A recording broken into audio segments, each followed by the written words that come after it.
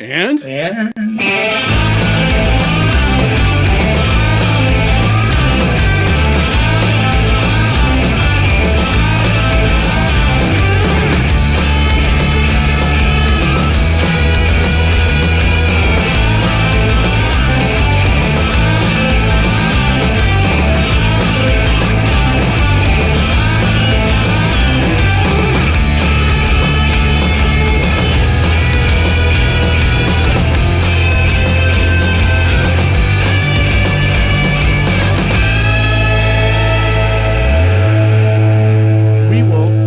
To screw it up less next time, although we can't possibly screw it up as badly as the city is screwing this up. And welcome, pardon me, and welcome to This Week in Worcester podcast. I am Tom Marino. I am the editor of This Week in Worcester. This is Mr. John Edward Keogh. He is a valued featured contributor. That was it. With This Week in Worcester, he's also president of Hollywood Film Group and an executive producer for Manny J Media. Hello, Mr. John. Hello, sir. How are you? We got a deep agenda, and we're gonna try and make our self-imposed limit. That's right. You gotta stay under time, bro. You don't want no trouble. We're rolling a little deep today. Got lots of subjects. Topics. Agenda that we will not see for the next 2 weeks again after a 5+ hour meeting from the city council this week.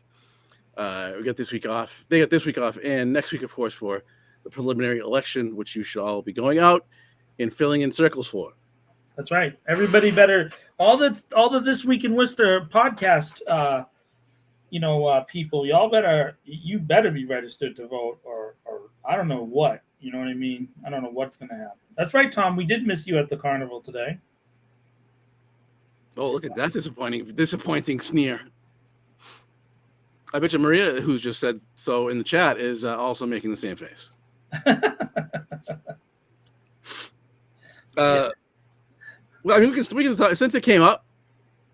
That's a good point. There's also early voting at the library all next week. That's right. Early voting starts tomorrow.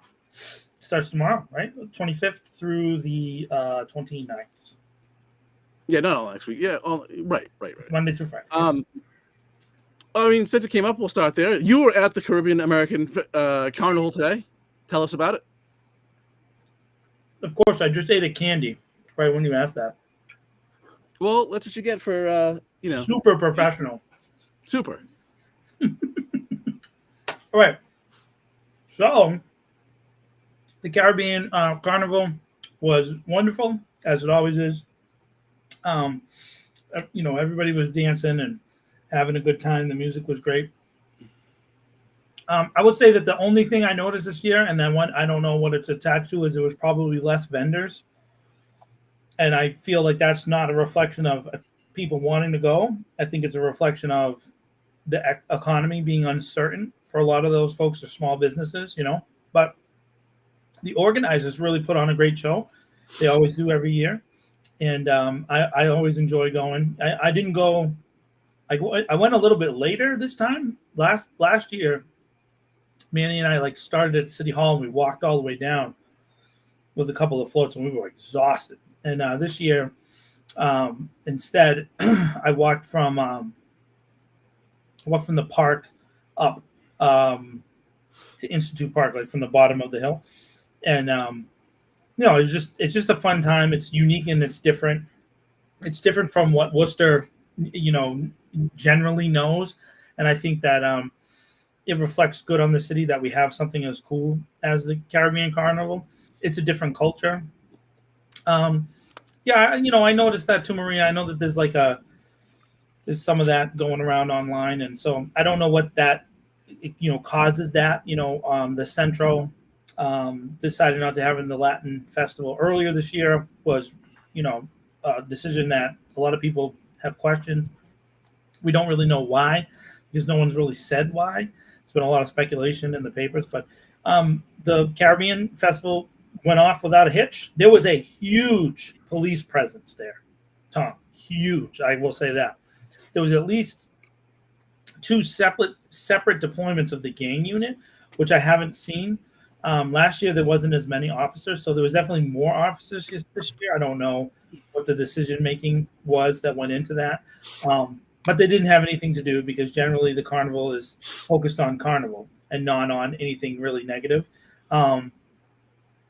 People are just loud and happy and singing. That's really it. That's the whole entire thing. And so what's wrong with that? I thought it was pretty cool. And it's something I wish other cultures would go experience. Often when I go to this event, I'm the one guy that looks like me. There's a handful of others, but I'm very welcome there, and people say hi, and there's a lot of folks that I know that I've met by going to this event, and so it's pretty cool. I enjoyed it very much, and other people should next year, 2026, get out to the Caribbean Festival. It's a fun time. It's a good time. News breaking in the chat. Future Mayor Fred Nathan has been put on timeout. Just thought I would bring that breaking news to our. Yeah, he's not. Oh, the frat. Oh, there was a group of WPI frat boys that when the camo crew went, they were getting into it, like dancing, and they had their shirts off and everything, and so they had a good time. So the frats that are on right on that thing there. So it was also cool that Dan Gaskin's sign is there. I went over there, and that was a big deal. So good guy, and I'm glad that process, that should be celebrated. I like that Dan's sign is there. Excellent. And it bothers me too, because I know how hard it was for Jen to get that done.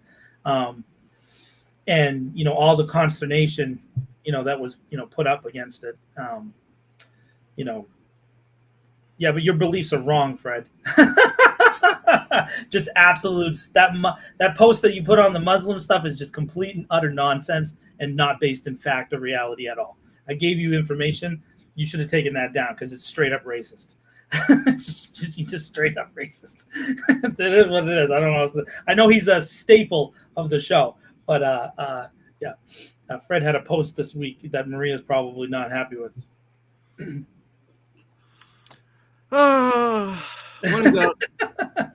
When in doubt, blame the Muslims. That used to be the Jews. I don't know how it became the Muslims, but I guess 9/11. It's a common meme that 12 men equals a billion people.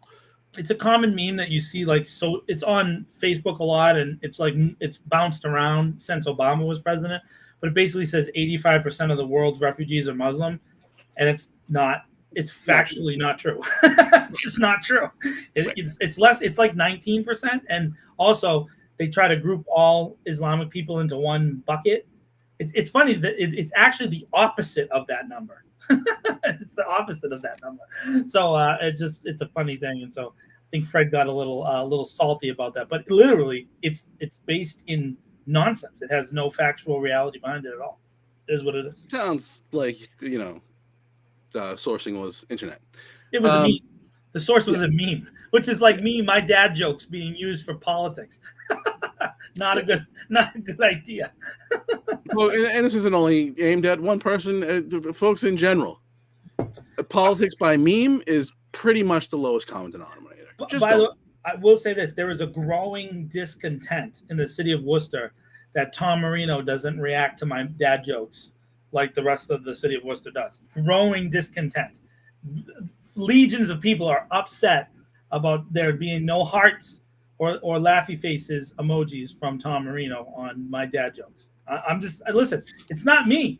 I love you, Tom. I accept you how you are. You know what I mean? It's just there's so many people that are very upset that you don't react to my dad jokes. I try not to scroll too much because then I see things that irritate me and I'll say things, and I shouldn't.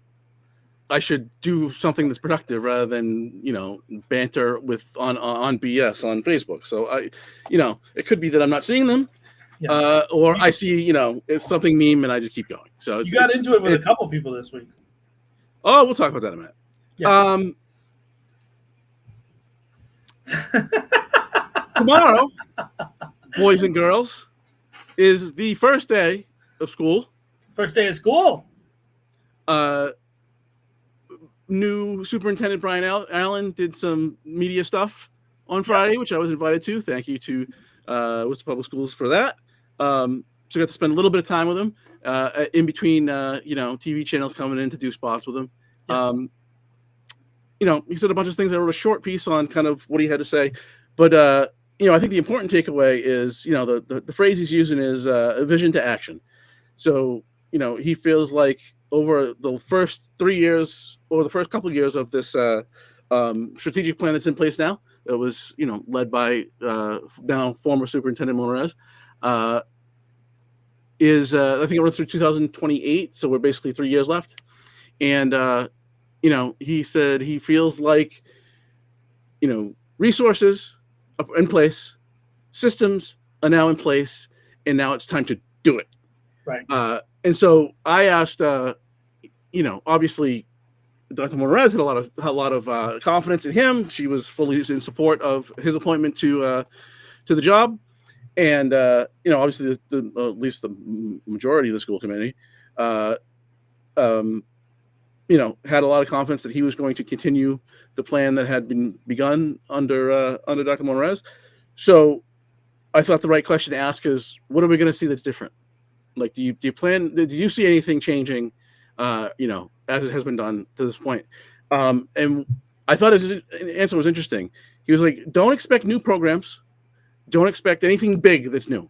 We need to do now. We already planned. We already put all the pieces in place. Now it's time to do.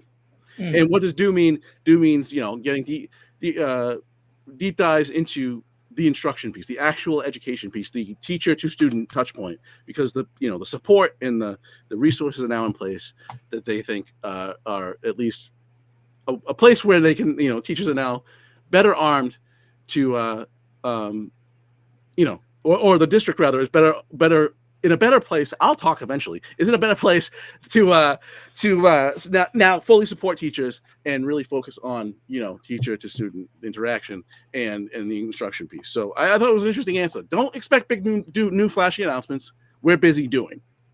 That's good. Which I thought was good. Yeah. Yeah, I mean, he seems pretty steady. He's obviously a longtime school employee, and this has been something. I mean, Dr. Monterez, selected him, seemed to be behind him, and endorsed him. The school committee seems happy with him. They already gave him the extension, so he's not like a lame duck kind of person. And so we'll see how it goes. He comes from the financial part of the school system, so he's had to navigate a lot of weird issues that this WPS has had to go through over the past, particularly the past 15 years, navigating different, federal and state, irregular, how the money came in and how it was moving around, and then building multiple schools at the same time. And so a lot of stuff they've had to do to kind of navigate through. They've been able to overcome a lot of things. So we'll see what he can do. I think there's still, a call for a long-term, solution, that we have a nationwide search kind of again. I think that the first search was definitely marred by political calculations by one particular, subgroup, I guess, of the city. Being upset about it not being a person from here or whatever. But I don't think that was a bad thing. I think a lot of the ideas that he's implementing now came from outside of the district. And I think that that's not a bad idea. And it's not a bad thing for kids. And so I'm excited about the school year. I think some of the new things that they've been working on, this is the time to see, hey, is this going to work? I think the elementary school stuff in particular, that the accelerated reading program, which is not really accelerated, it's really kind of a back to an older school kind of formatting on how to get kids to read more or less, which, for those of you who don't know, but the accelerated reader program, instead of having them read one chapter in a book, there's a focus on reading through an entire book or an entire play or an entire work, which is how it kind of used to be in the 90s. And then it changed, in the 2000s with the No Child Left Behind Act that George W. Bush brought in. Which, so a lot of the folks that are more conservative are probably going to be like, what? Wait a second. Whose fault was it? It was a Republican-led effort. That was kind of universally accepted. It was very that was a bipartisan passage, but it was really focused on kind of making students more well-rounded and less specialists. And then when the Obama administration came in, they actually took that same law and tweaked it a little bit, and then made it more focused on STEM. And then nationwide, there's been a significant drop in English scores from English students who are native-born students. There's actually been some achievements in non-native English speakers in the language area that have been recorded, right? So there's been kind of an imbalance because that, we all know about the cell phone thing. I don't think anybody disagrees about the cell phone thing. I would like to see you say that to the city councilors, because I would say, if we're going to apply it to the kids, which I don't know that it necessarily works, right? Because there's no data to support yes or no. And I feel like you're asking teachers to do something that you should be asking parents to do, right? So there is some data, like some schools have been doing it now a couple of years. And so there's some data, and it's generally positive, which is good. Yeah. No, I actually disagree. Too much stuff happens. I mean, the extreme, of course, is like a school shooting, and you want people to be able to communicate. Even in the event of, whatever, somebody's trying to break into the school, a fight, whatever it might be. I think having people with a camera, everybody with a camera in their pocket is sometimes really beneficial. Yeah, that makes sense. And I mean, if kids are using their phones in class, well, there should be disciplinary measures to deal with that. But I'm going to lose that fight because it's unclear, of course, what the state house is going to do. The Senate's passed it, the House hasn't. It's unclear what the House is going to do. When the dictator speaks, we'll know. In the Worcester schools, is it by teacher or is it by school? Does each school have its own policy, is it left to each teacher how they handle it? No, I think it's a district policy, but I mean, I think if that law passes, it's going to get superseded by state law. I also think, it's really difficult if you make this decision, right? And I know people who are older are like all for it immediately. How does that affect those kids when they enter into the modern workforce 10 years from now? I don't know, if it doesn't do something negative, because there is such a device-based economy too. So I don't know what that next step is, and what this is a bigger societal question. It may have good data as far as attention and grades in school, but does it prepare them? I think that's a valid thing that I don't know what schools are doing to prepare people to enter the workforce, because there are massive changes taking place literally as we speak all over the country. Microsoft just recently, announced, almost 70,000 layoffs, which Wall Street celebrated. And all those layoffs are lower income, the kind of entry level jobs, which of course we've known for a while that AI was going to, that's the churn from AI. AI is going to replace a lot of those lower level data entry jobs. And so, there's more coming. So, what that does, I think, Tom, I don't know how you feel about it, but it kind of creates more pressure on the next level of income, because those people now are competing with that, right? So now you have 70,000 people who have experience and maybe good track records at Microsoft now are going to be, looking at other smaller companies, and maybe those smaller companies are going to want the experience of a Microsoft employee versus, their own. So it might create which is that's that term called churn. And so how do you prepare students for that? I don't know. There's a lot of things out there. Yeah, I mean, I don't know. If it's coding people, right? If it's computer science type people that are being like, I didn't look at. I saw the announcement of the layoffs, but I didn't really dig in. I mean, depending, it really depends. It depends on what else they know, what they were doing, and what else they know. With the exception of Google, at least in my experience is kind of antiquated now because I'm old. And it's been a long time since I was in the recruiting world. I was a tech recruiter for like 15 years. But it's been a long time now since I was in that world. So I don't necessarily know like what the hot languages are anymore, but it depends on outside of like Facebook and Google, you know, at least in my experience, smaller companies aren't all that psyched about bigger company people because they have every resource at their disposal.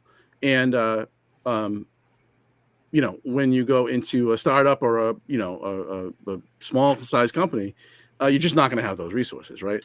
And so you don't have every tool in the toolbox humanly possible at times. And so they're really looking for innovative people with not even innovative people that have strong logic based thought processes, so like problem solvers, right? And really why Google and Facebook are the exception is because they snatch up all the Ivy League kids, not the Ivy League kids, but all the top tech schools. They snatch those people up, coming out of graduation, especially with graduate degrees. And then when those people are ready to move on, they're hot commodities because they have both the education and the. Yeah, so that's one of actually a local school. So Clark, with the gaming design graduates, which used to be Becker, right? So then, Clark absorbed the gaming design school at Becker. A lot of those kids are coding. They used to, when the last year that Becker had that school, they had 100% placement. So if you graduated from that school with a degree in gaming design, you got a job. That was only 3 years ago. This past graduating class, and I only know this because I'm a Clark alumni and I get the magazine, the placement rate was a little bit above 65%. So that's in higher education, that's a massive drop, which is something we could talk about when you look at these. It's still an insane placement rate, though. It's still, because when you look at English, on my Substack thing, I actually wrote, about English degree rates, like communications and journalism and those kind of degrees, and the rate that it used to be. So in the early 1970s, 30% of all degrees were related to that, and today it's less than 1%. It's 0.4%, which is bonkers. Right? So it's nonsense. The numbers are nonsense. The amount of degrees given out, though, is at an all-time high. Right? So last year was like I think it was 6 million degrees were given out, whereas in 1972 was only like 280,000. So we're educating more people to the bachelor's level, which is good. But then you have the cost barrier, and then graduate school cost barrier is insane. Look, graduate school isn't for everybody for sure. But the things that you learn in a bachelor's program, it's designed to give you a broader base of education. It's supposed to be, multifaceted and a bunch of topics. Right? It's not trade school. It's not a specialization. Exactly. And so, valuable stuff nonetheless. So anyway, go ahead. Oh yeah, what I was going to say is that the English side degrees, the more liberal arts, section of education, what's happened there is that the reason a lot of people aren't getting those degrees is because they don't think they can get a job in that field, right? So most of the time people choose degrees usually, and most degree choice has moved farther away from original matriculation. So when you become a freshman, back in the 70s, you used to pick your major kind of early on. It used to be first year, second year. Now the vast majority of students don't pick their major until their third year. It's like a very, very high percentage in the 70 percentage. And then most of those degrees are STEM and tech and like that kind of area, because they're looking for a degree that can either get them into a master's program, like Tom just said, or it helps them get into a specific job. And so then they pick classes that they've kind of already heard about. And that's kind of how higher education has worked for a long time. But so most of the English degree people just replace themselves, right? So they get a kid who gets an English degree, bachelor's, then they're a master's, and they become a teacher's assistant, and then they get a PhD, and they become a grad assistant, and then eventually they become, the professor in that same. It's kind of like it's like passing on the torch in the same field, but there's only a couple of those jobs in every college. And in some colleges like WPI, that position doesn't really exist at all. So that's what kids are dealing with. But I think when I think about that, Tom, I think that it's created a big giant market inefficiency, right? Because most people don't know how to read. And it is becoming clearer and clearer when we see how we, like you and I, are dealing with the Worcester political scene. But when you look at the higher levels and how people interact, which is all social media kind of stuff, even the national politics, when they start jabbering back and forth on Twitter, man, they suck at grammar. That's not going to suck at logic, but anyway, that's another story. Maybe a few more of them should have gone to English 101. Yeah. So, and like, it's always interesting to me when I see jobs hiring and they're looking for specific bachelor degrees. Yeah. It's like more than half the classes weren't in the major. Oh, yeah. I mean, yeah. Do you learn stuff about the field in which you major in? Sure. But I mean, it's not like, you're not doing anything novel. You're not doing anything new. No. Unless you're an older student. If you're looking for somebody at the graduate level, I mean, look, to get a PhD, you need to do something that's never been done before in your field. You need to do new research. Yeah, that's a different level, right? It's always interesting to me when people looking for bachelor's degrees in certain specialties. It's like, almost 2/3 of it wasn't even in that. Yeah, so with my degree, I got my degrees in communications, but I was an adult student when I finished my degree. So yeah, me too. I was able to pick the classes I wanted a little bit better than a kid who has a little bit more compressed kind of schedule, right? They have more things related. I was able to, like, I could do a class at 5 and I could do a class at 10, and I could manipulate it. But also the biggest thing is that they just aren't prepared for the in-between studying and reading that you have to do. And I was. And so I think that allowed me to be more specific in the classes that I wanted. And then as an adult learner, I was able to go to night school too. And right up until, they got rid of the exchange. That was my second year. My sophomore year, they got rid of the exchange between all the schools in Worcester, but I took advantage of it, took classes at all the schools. Let me get everything I could, like you said. And then of course with the Pell Grant really kind of lasting into the third year, as far as covering real money spent, I got I loaded up on as many classes. So I kind of almost have 2 degrees, because I was able to add other things, but it's really a specialization in criminal justice and communications. And so, it almost kind of expanded into those 2 areas because I was able to, but not everybody could do that. So as usual, way off the beaten path. The message here is good luck to all kids going to school tomorrow, and certainly good luck to the new superintendent. Had a lot of good things to say when I saw him on Friday.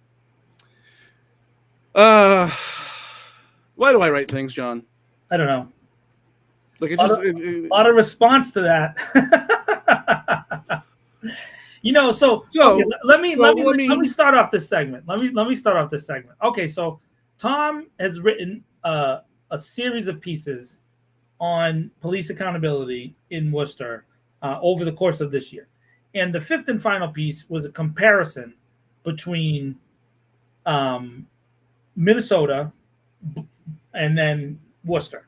But it never said Worcester is going to become Minneapolis. It never said that at all in any way, shape, or form.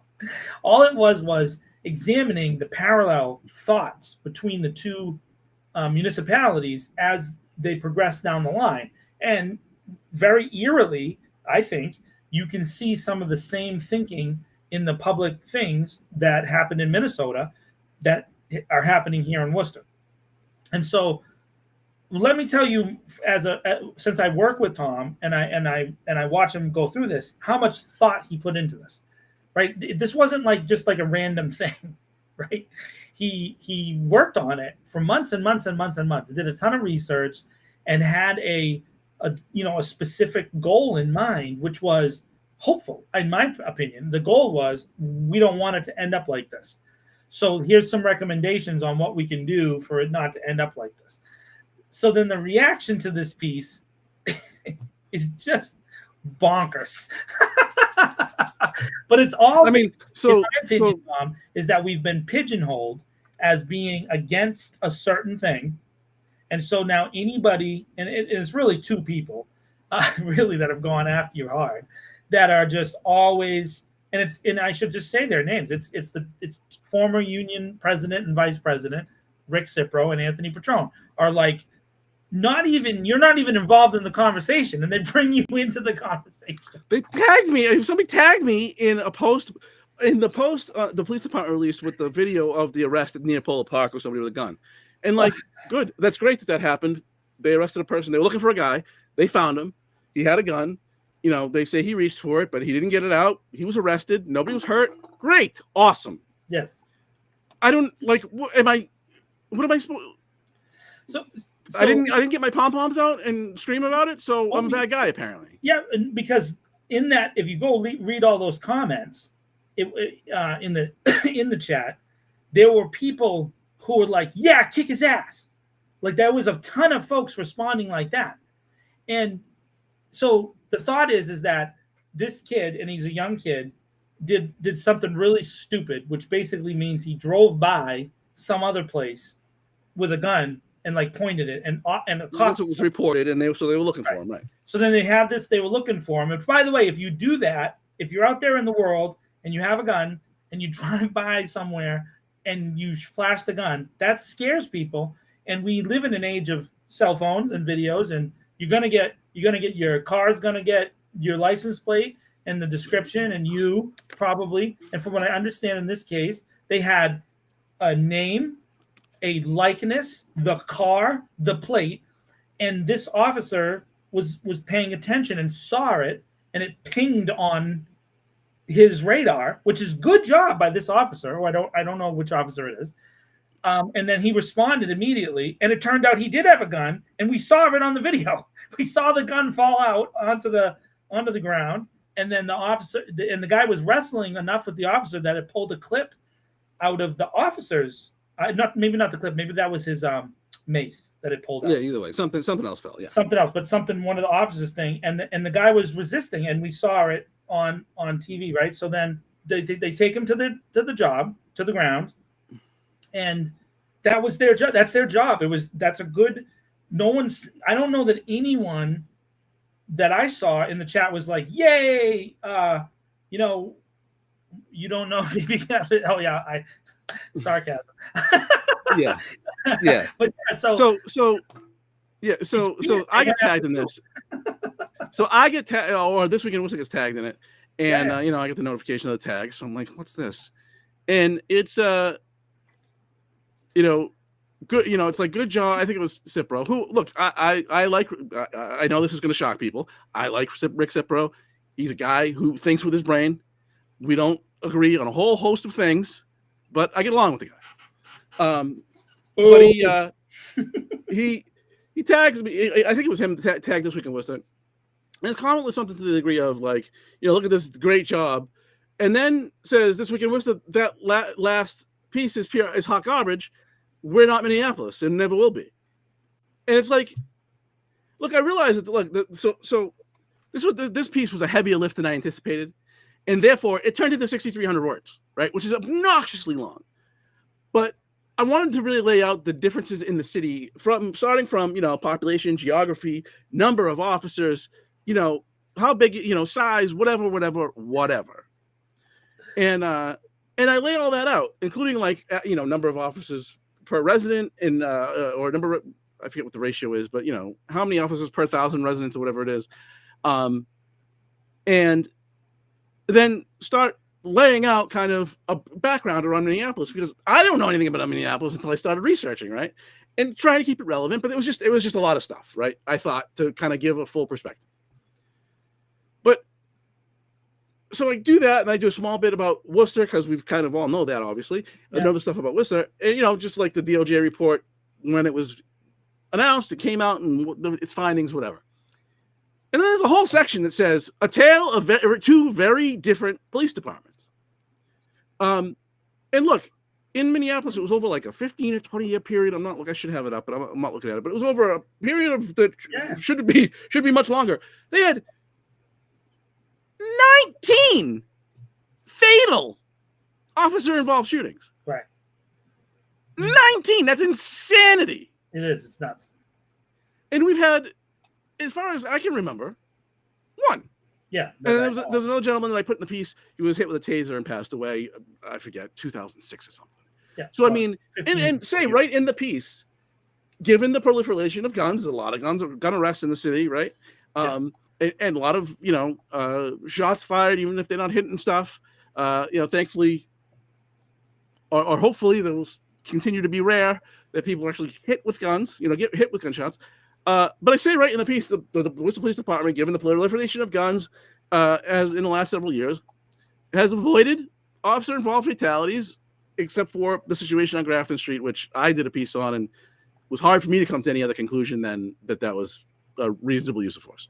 Yeah. Given the totality of circumstances, which were horrific. The kid said he had a bomb. He had a long history of mental health issues, which of course they didn't know at the time.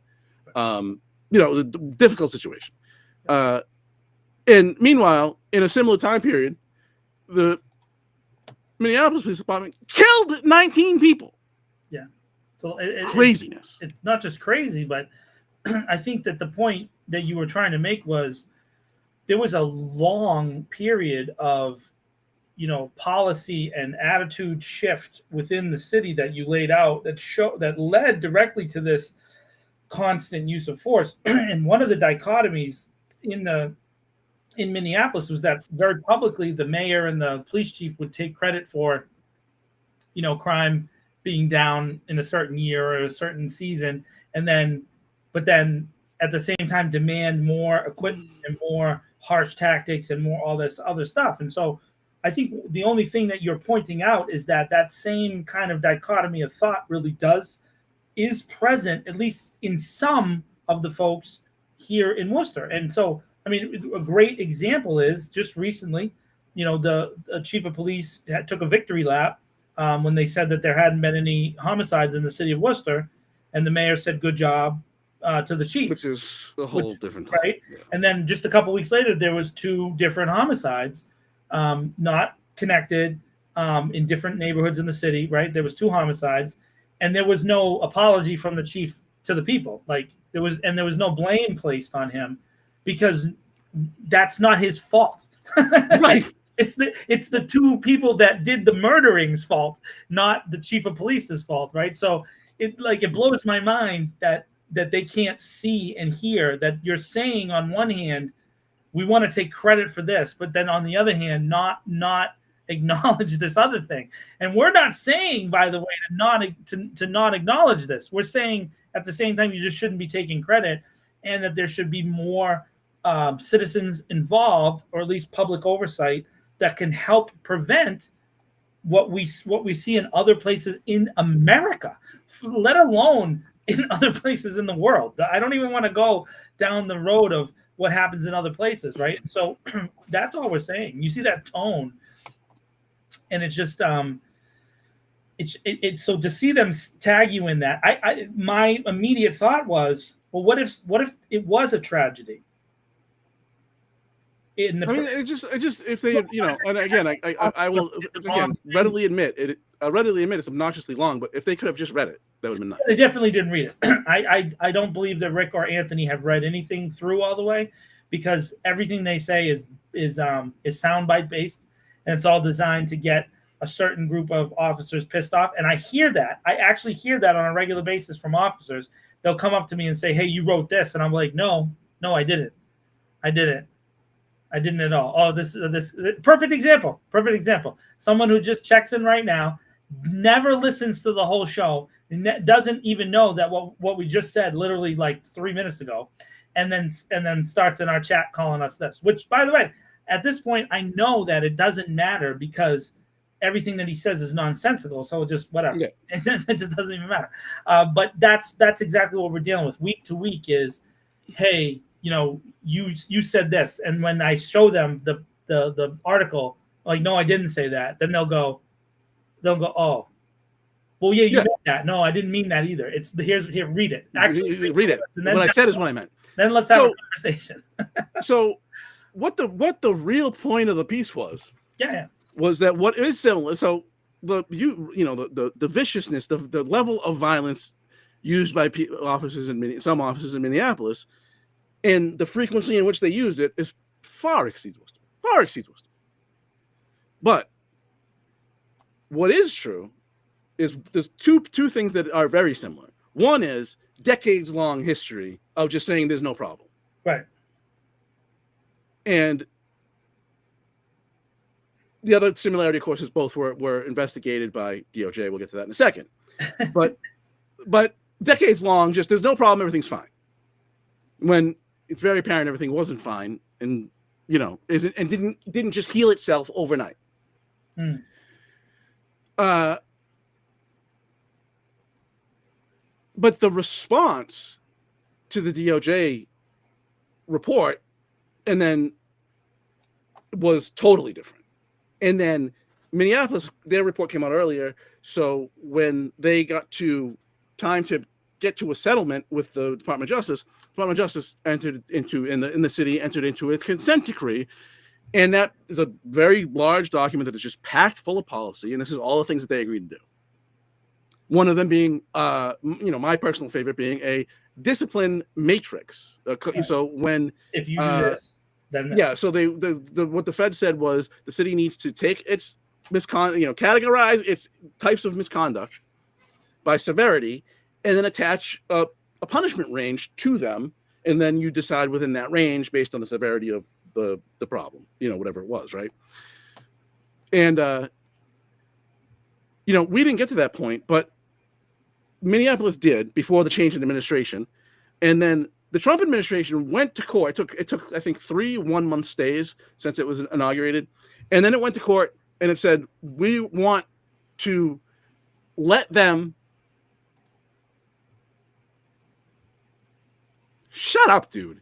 We want to the Trump administration went to court and said we want to release them from their consent decree. There's an agreement that they signed with the federal government. We don't want to enforce it, and Minneapolis objected to that. And then the judge decided, well, the federal government has the right to do this, so the consent decree is no longer. And the same day that they filed to dismiss this consent decree, the mayor and the chief of Minneapolis were on TV saying, regardless of what happens, we're going to do the things in the consent decree anyway. Whether we're forced to or not, we're doing them. And here we got, a performance of police officers, including some screaming, we need you to stand firm we're against any consent decree. Yeah, because when you can do anything you want, why would you want anything to change? Right. It's always hard to go away from from power. You always want to maintain. I mean, how many examples in history are there where people gave up power and authority and they just don't? And that's, again, I think everything that it's the way that our city is framed, that they're looking at you as this lunatic fringe, which is bonkers, because it's just truly, truly amazing that somehow, do that. Like, how did they get that there? And the only thing is that they're not used to. I think this is really a city thing in general. Whenever you resist unilateral application of policy by the kind of the main crew, you're branded immediately and put into this bucket, and you can't get out of that bucket unless you offer fealty to the Kings. And so it's very interesting to watch it happen live. I mean, there's actually another topic that's completely disconnected later that is related to this. When we talk about the chamber issue and kind of the separation between the administration and the chamber, there's an immediate pushback whenever there's a difference in opinion, and you see that happen very rapidly here. And so it's not even an opportunity to listen to someone like you who's taken the time to actually do research and educate yourself and do this kind of deep dive. You're viewed, no matter what, as an outsider, even if you offer constructive feedback. And that's really just, I don't know how to deal with that other than to say, all right, well, you're never going to hear. You're never going to talk. You're never going to bring up, the right thing. So we're just going to leave it at that. I guess that's because nothing is the right thing, but we wrote some stuff down, and that's enough. Yeah, and I guess because now our opinions are put onto paper, right? Like, when you put something down, now you have actual things to talk about. Whereas in our city council, they don't ever really have to do anything like that. They don't ever have to offer concrete policy. You've actually talked about, you've given them policy. And so like, and offered stands and reasoning why. Now, it doesn't mean that you have to listen to that policy. It's just an offering, but that's not the approach. The approach is to immediately reject it and say, "Oh, you're stupid because you offered us a policy different than ours." Yeah. So and I'm talking about policies that they don't have, and they won't even talk about. And then the kind of the last point, and probably the most important point of the piece was that, where we are at now is where Minneapolis was before George Floyd was murdered. And we are a catalyst event away. It's hard to kind of speculate or, be hypothetical of what could happen, right? So, I'll just say, if there's an officer involved shooting that even could be interpreted as handled poorly. Yeah. Or, somebody brought up the thing in Haverhill a few weeks ago or a couple months ago, whenever it was. Yeah. Something like that. I mean, that was that I think was handled terribly. You just don't get 8 people and lay on a guy. I'm not sure how that for an extended period of time. I mean, if you're trying to disarm somebody or whatever, that's one thing, but for an extended period of time. If there is such a quote unquote catalyst event here, I am extraordinarily concerned about what the response would be, because there's this resentment that has built for a very long time that the police department will not deal with its problems. Yeah. And I'm hopeful because I do believe in the community groups and organizations that have been working to get attention and develop, real thoughtful approaches to these things. And so I'm hopeful that the people here in Worcester have matured beyond the police department, but I think that it's a real concern and something that should be talked about and could be solved with real partnership and real engagement between the city and the people. And I think we're watching those things happen on a regular basis.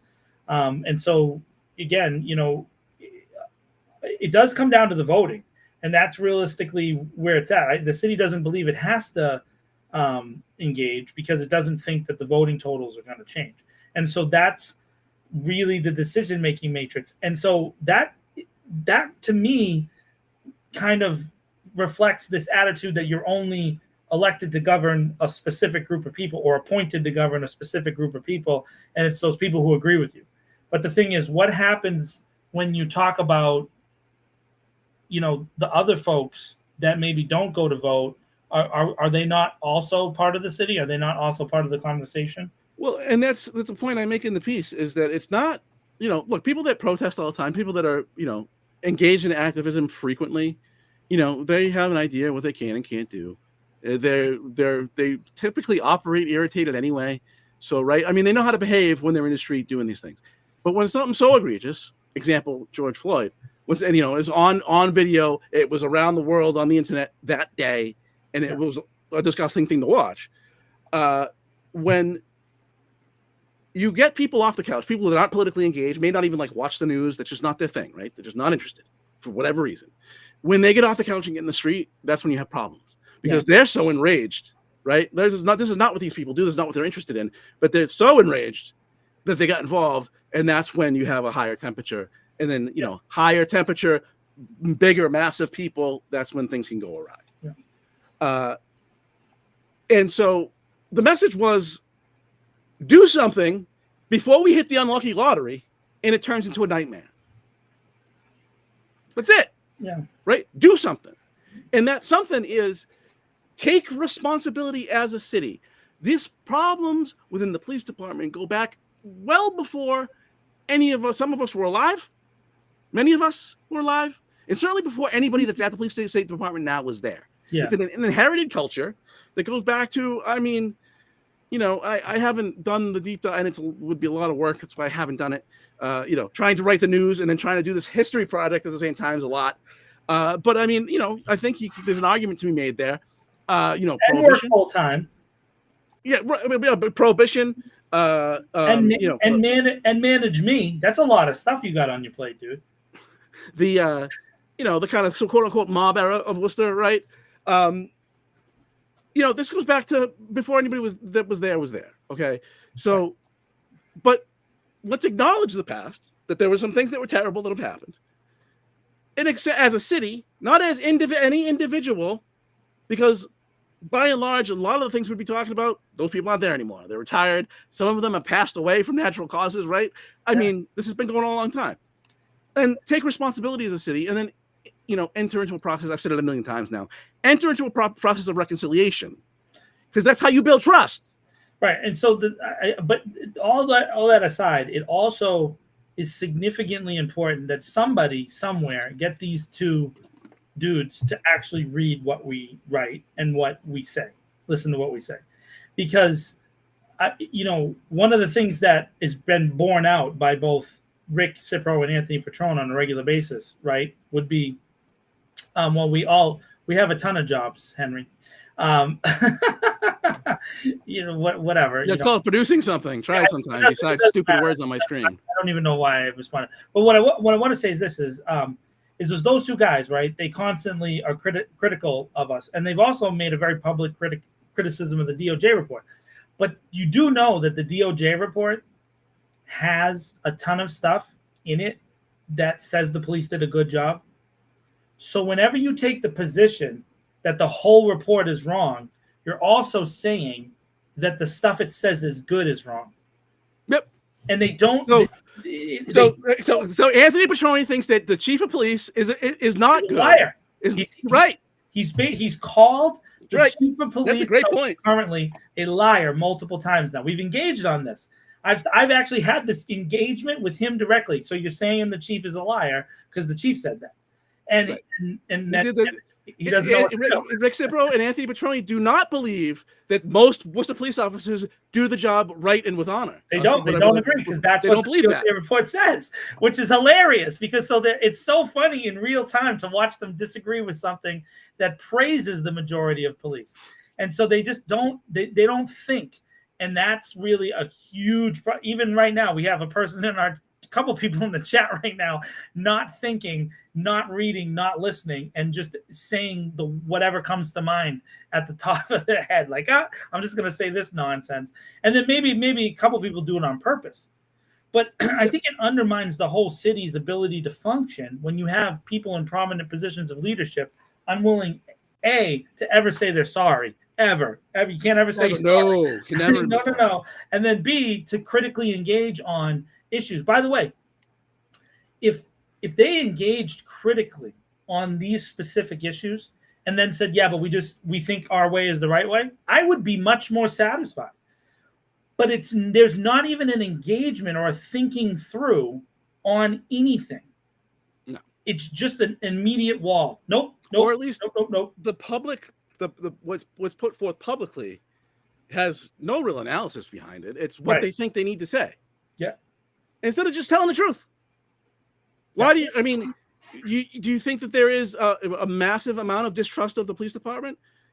In certain parts of the city, yes. Yeah. You can believe the chambers, poll if you want. But in the reality is that there are huge sections of the city that do not trust this police department. And I would frame it a little differently. It's, some huge percentage of the time, if you have an interaction with the police officer, is probably going to be fine. The problem is that some small percentage of the time, all bets are off because it's some lunatic that's been guaranteed a job for life. Yeah. So today, again, at the Caribbean Carnival, again, I love the carnival. I go there, have a time. The officers are like not able to engage. They're like disconnected from the crowd, and there's a tone there. There's like this attitude of indifference, and then this attitude of superiority that emanates out of the Worcester Police Department. There is a bad attitude. And so you can see that they're kind of off from a distance. Now, I get it. When exercising authority, I guess you do need to be set apart in some capacity. But none of them can even dance. Like, dude, have fun. Like, I get it. You got to, stay vigilant. But I don't know that this event really does have this history that they have painted it. They and their supporters really have painted it as a certain thing. And it just doesn't happen. And it definitely didn't happen today. So, knowing that and recognizing that, you would wonder, can we talk about this attitude? Again, whenever I go to City Hall now, there's at least one or two officers who give me an attitude. And it's like, really, dude? You spent your whole day knowing you were going to see me here, and then you decided to come and be pissed off because you see me, bro. Have you ever seen me? I'm a giant leprechaun. You should be happy to see me.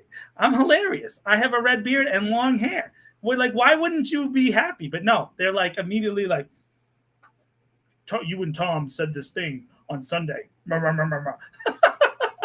Okay, but if you're not doing those things, I'm not talking about you. By the way, they also, like our boy Henry over here, love to say that nobody watches the show. And yet every single week I get comments and I see on their posts and everything on Facebook constantly connecting us.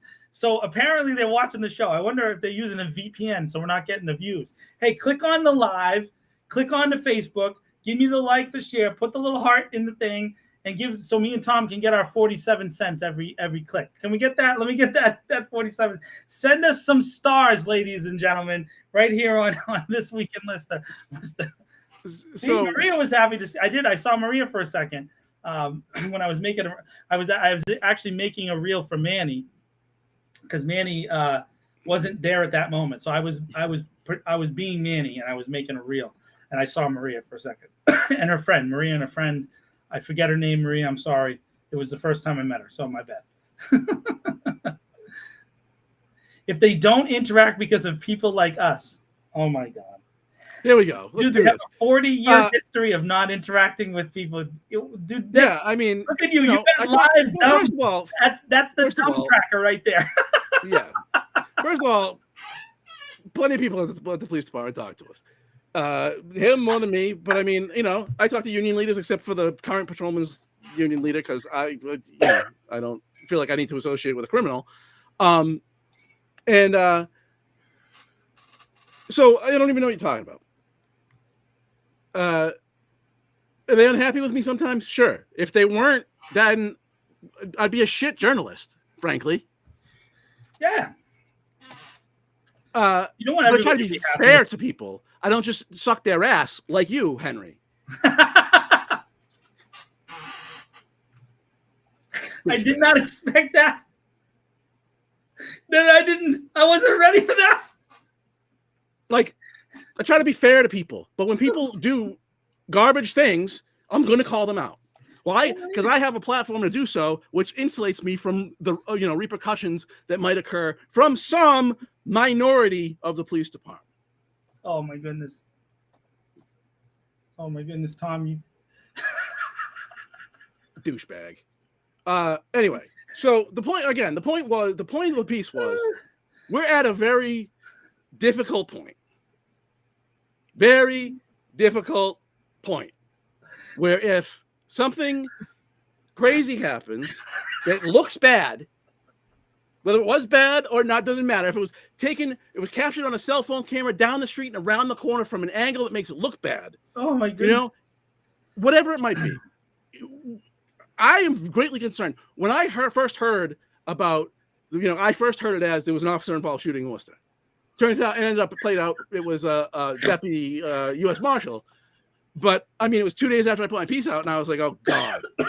Now, everything we know about that situation, seems to be that it was legit. This person was wanted for a whole bunch of crimes, had warrants for all kinds of drug crimes, and allegedly, we weren't there, but allegedly ran a car at this deputy or at the officers, which included the deputy fired. And as far as we know, thus far, it seems legit. But, there was a second there, I was like, oh, God, here we go. Because I don't think it'll be good. No, so real quick, though, in this specific case, this officer, by shooting this young man, as crazy as it is, he might have saved his life. Because if he had crashed the car into those officers, it would have been normal if those officers just lit him up, right? So, that's the wild situations that we're talking about. We're talking about dealing with this in the best possible way. In this case, again, a second officer, this happens to be a U.S. Marshal, who did a great job. He was able to, here's the thing, Tom, he was able to shoot him in his shoulder, right? So now that's not an easy shot is what we've been told, right? Because that's why they practiced the shoot kind of in the chest, but he did it. And he was able to protect the young man And then they got in there, and according to the report, they immediately began CPR, life-saving measures, right? Stopped the bleeding, got him into an ambulance. He was arraigned from his hospital bed. Now it's gonna hurt for a while. By the way, being shot, not fun. I do not recommend it. I would say don't do that. And so in this case, we're saying the right thing, but we don't get credit for that. You only get criticism for the wrong thing, according to them. And you don't never get praise for the right one. Excuse me.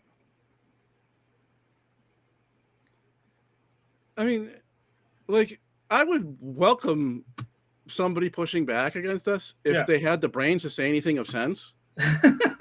So like, dude, it doesn't matter if you are so you're on the radio every week right now. We have a monetized news platform. Our news.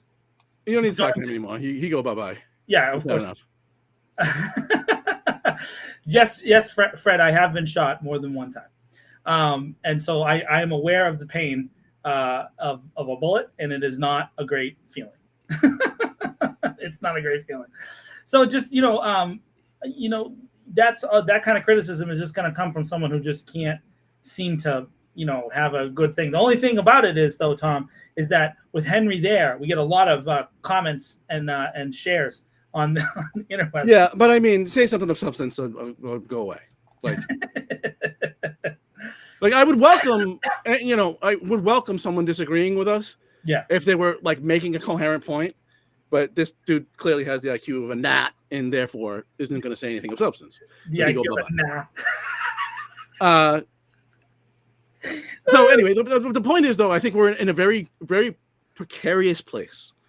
And the only way to mitigate against that horrific possibility of, we have people in the streets and stuff burning, is to actually engage, take some responsibility. Yeah. Not pretend like I know what every officer did in every car, in every street, in every home, in every business. I know everything they've ever did their entire life. So this is all a lie. Yeah. That's ridiculous. You just sound, it's ridiculous. I mean, just be authentic, for God's sake. You all know that these accusations go back way further than 2018. And you all know that every time people had come forward with these accusations to the city's told them to pound sand. Yeah. That's after they went to the police department and were told to pound sand. So, I mean, it's not that simple. Maybe they opened an investigation but I mean, by the way, I just can't be dodging this forever and pretend like, oh, well, this didn't happen because we know everything. And somehow the department is entitled to beyond a reasonable doubt when nobody personally is even being accused, for God's sake. Yeah. Never mind being threatened with prison. Yeah. We don't even get a name, right? When these accusations come from. Hey, but that's the law for them to give them a name because it's not the point. And they all know, well, at least, I would assume leadership in unions and, leadership in the city and the police department know that. I don't expect every rank and file to know that because that's not what they do. But and also it's it's an organization of almost 500 people. So, I mean, that's a large organization. It's hard to manage an organization of 10, let alone 500. And so you're talking about a significant thing. There's going to be people in one department one section or division that don't know what's going on in another. There's never a universal application of either good or bad, right? Real quickly, I want to clarify for Fred. Fred, I was not shot by a police officer. Just real quick. Let's just say that. You don't even know, Fred. I might be a hero. You don't even know. You don't know. Let's not go too far. And so I'll just end this topic with this, and this is something I wrote in a prior piece, and I've said it here before. There's a horrific case, 2016, I think it was. Rajat Sharta, he committed a horrific sexual assault against a woman while in a Worcester police uniform.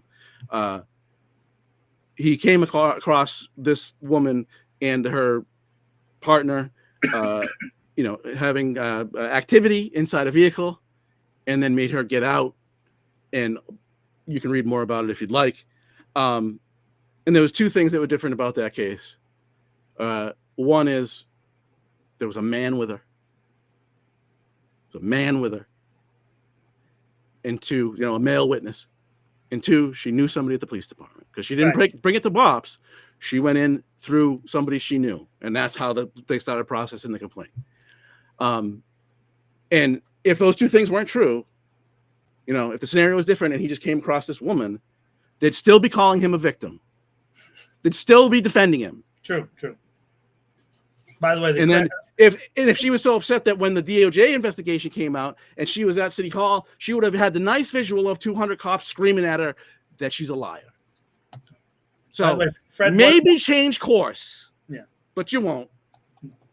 By the way, Fred was worried that I was shot by a police officer. But you won't. It's not yet, Fred. Not yet. Maybe honor of the department. The department's a building. Let's talk about people. By the way, if I do turn up shot, I didn't shoot myself. Just make sure you know that. It could have been me if you keep changing the topic. So that is up. It is obnoxiously long, I admit, but I didn't. In the end, I wanted him to keep in as much context as possible. Yeah, I think you did a good job. Thank you. On to some other drama. Oh, more drama. Facebook drama. Gotta love Facebook drama. Oh boy. So the post has since been removed. For context, everybody, Counselor Toomey posted a post earlier this week where I keep narrowing it down, John. Where she decided to go on the offensive against Counselor Hajiaz, District 5 Counselor Atal Hajiaz, right? And put this argument against Section 261, which is related to the fire sprinkler code. Now, before we go down this long road, let me just explain the code, just the code, and then Tom has a lot of stuff to say about the drama. The code says this: if a new building that has 4 units or more, or an existing building that has 4 units or more, has significant renovations, right? So a new building is built or an older building is renovated, then the chief of fire in this city is allowed to mandate sprinklers for the new construction or the significant renovation. That is what the code allows. Am I wrong? Am I right about that? I don't know that the chief makes the call. I think it's just mandatory. Otherwise, so it's just automatic. Yeah, I think so. So in this particular case, Counselor Toomey decided to go on a rant. And I mean, it's a significant rant.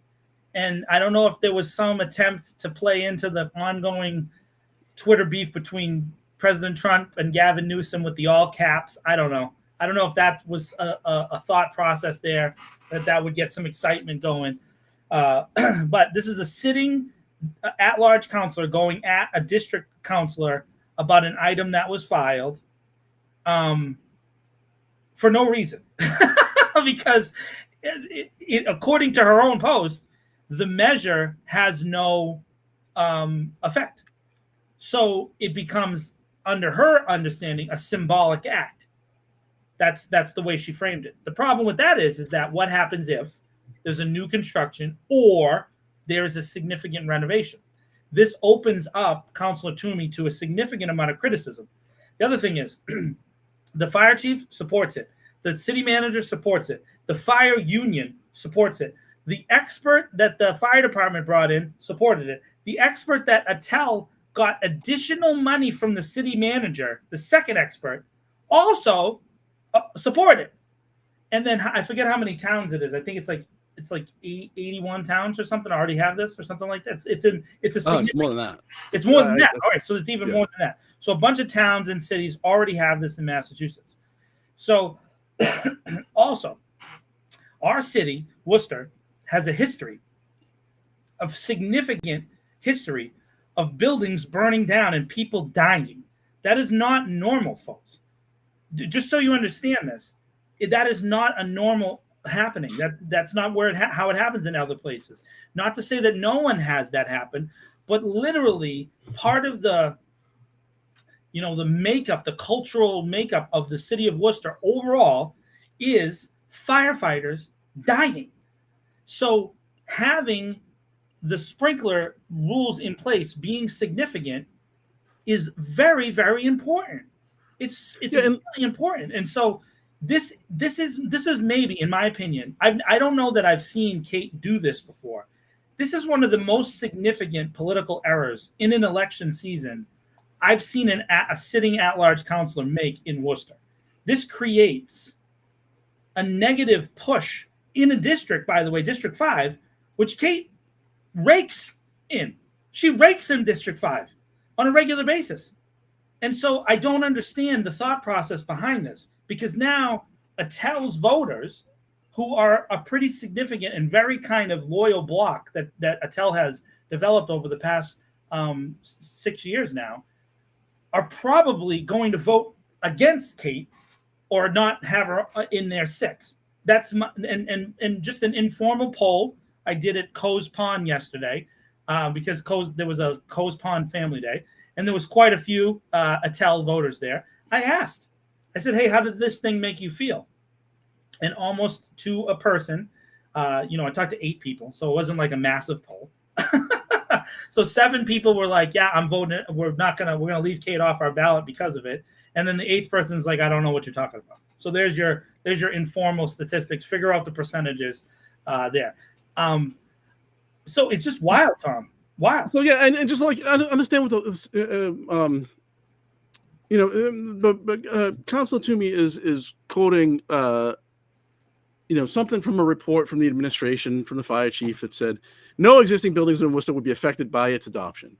And I don't know if that's worded great, because what the law seems to be is a slow burn, no pun intended, way to begin to implement sprinklers in residential buildings with 4 or more units when there's significant renovations. And this went to the Supreme Court, and the Supreme Court defined that as renovations to this point that the building is good as new.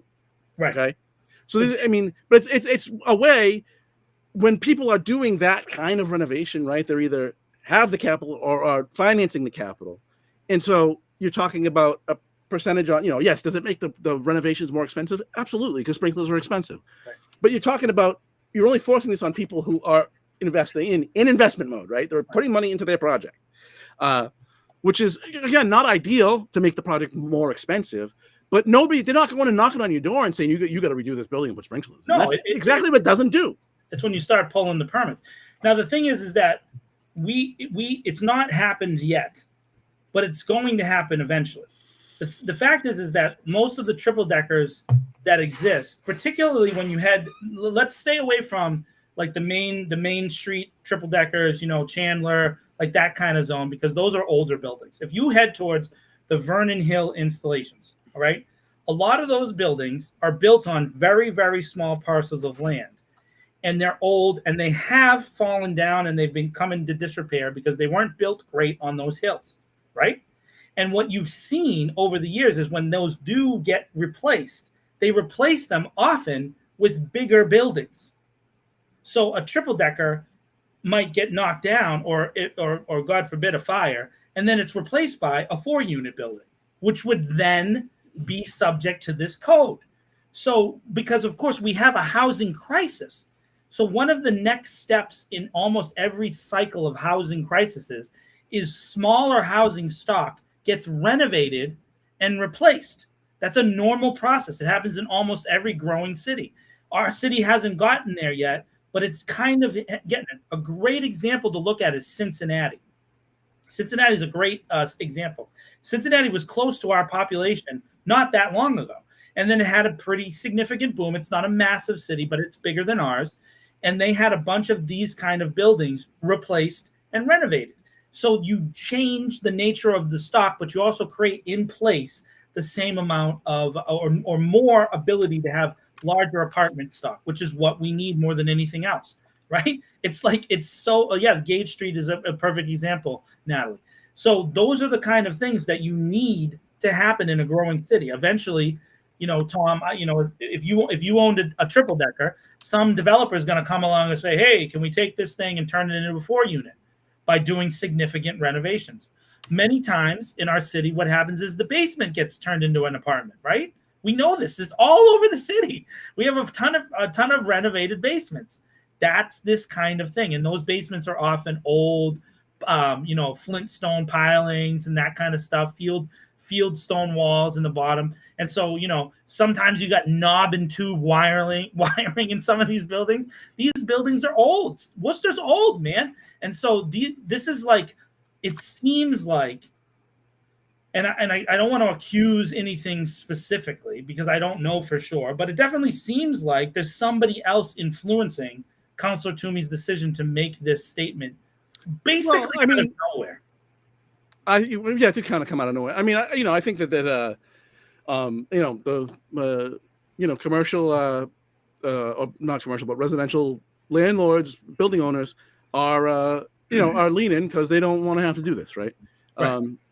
And I mean, I get that too, right? I get their perspective. So, and the other thing that bothered me about this is part of a bigger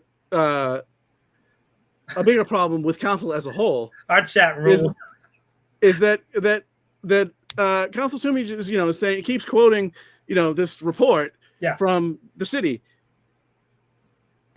Like, just go read the law. Go read the regulations built around the law. Go read any number of like construction groups or whatever it might be have tried to interpret how this applies in the real world. Like, go read any of that. But we're just gonna, it's like the council, and she's by far not the only one. But it's like there's a belief that the council is just there to take information that was given to it from the administration and say, okay, thank you. Can I have another? Right. And nothing pisses me off more. But in this case, Tom, the administration supports the adoption of this ordinance, and so that it's actually crazy when you see the city come together on something that out of nowhere you have this wild stance from not just any councilor, but the sitting public safety committee chair. It looks so uninformed. Like, just I mean, and not only that, it's just rude. I mean, one of the comments on a Tells thing, Kate says, "I see you're having reading comprehension issues." This is nonsense.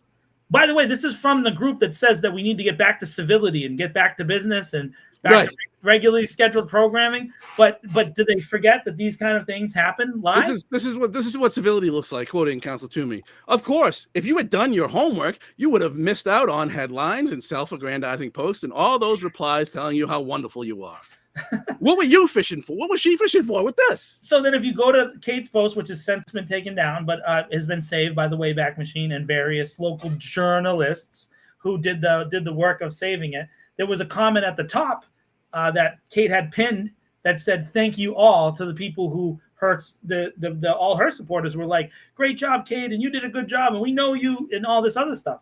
So it's just hypocrisy, and it is kind of normal fare for what happens in the city of Worcester.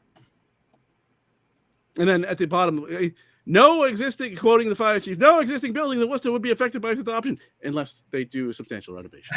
So it's just woof. Just woof. And I mean, there's a reason why she took it down. Because somebody, at some point along the way, she figured out she didn't know what she was talking about. Right. And so she took it down. I'm sure that she may have a different perspective on that. And it'd be hard to believe.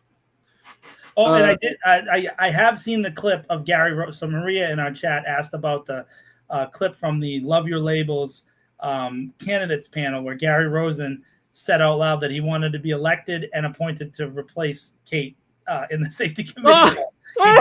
He did say that. There's a reel somewhere. I saw someone cut it into a reel, and it's a great reel. It was a great reel. By the way, we didn't even talk about the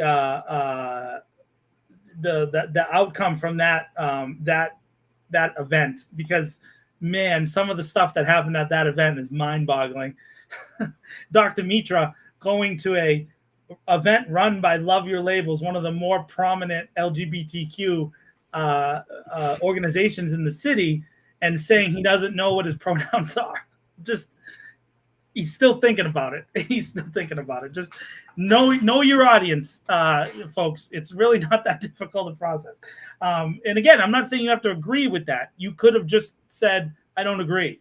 But, instead you prevaricate and you say something like that, which is going to get used against you. Those are the kind of things that, and Worcester has a very long memory when it comes to that kind of stuff. There's still stuff that, Matt Wally hasn't been in city council for years, and he still gets hammered for the stutter thing, which is not his fault because he was trying to make a joke and then he stuttered himself. And so then people played that clip on old Worcester Twitter back in the day when Worcester Twitter was lit. Politics Worcester was lit back in the day. And so, in a lot of ways that led to him. Now there was other reasons too, but he was just, lampooned for years because he wasn't prepared for the question. Right. And so those are the kind of things that happen. Not that stutters are funny. He doesn't have an actual stutter. He just stuttered on answering a question, just like I just did right now.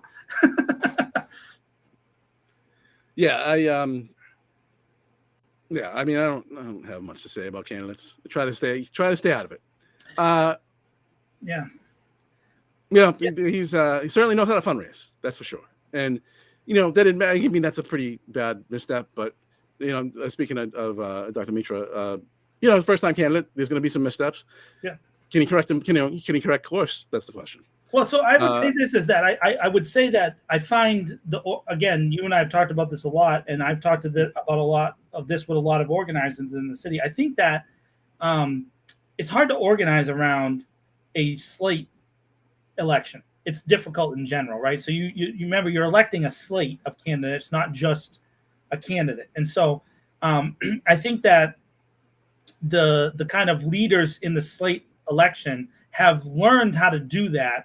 And I think a lot of the newcomers and like the newer kind of coalescing groups have yet learned how to deal with that. And one of the things that you'll hear, and if you go to a Kate Toomey rally, you'll hear her regularly, and her supporters say, only vote for 4. And there's usually 4 people that she puts out to vote for that are at-large councils. It's been the same 4 for many, many years, right? So, and you guys can figure out which 4 she says to vote for. It's really not that real hard a thing. And then they'll pick it, they'll pinpoint specific district races, and then you kind of get the idea of how they build out a majority. But the idea of voting for only 4 is how they, make sure that those extra votes don't kind of get sprinkled out to candidates that they don't want. Because there are these 2 voting blocks this year that are up for grabs. I don't know that I've seen anybody try to go after. And that is Councillor Nguyen has gotten in back-to-back elections 7,000 votes or more.